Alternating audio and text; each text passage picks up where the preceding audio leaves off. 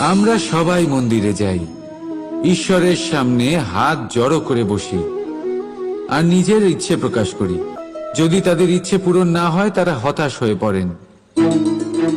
এবার থেকে যখনই আপনি মন্দিরে যাবেন, ঈশ্বরের সামনে বসবেন, হাত জড়ো করবেন আর বলবেন, ধন্যবাদ, ধন্যবাদ ঈশ্বর যে আপনি আমাকে যা দিয়েছেন তাতেই আমি খুশি।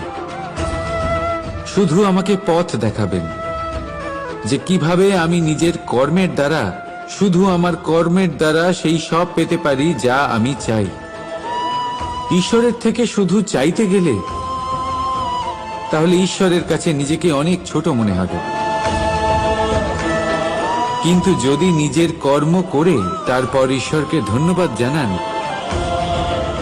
তাহলে সঠিক রূপে আপনি ঈশ্বর লাভ করবেন।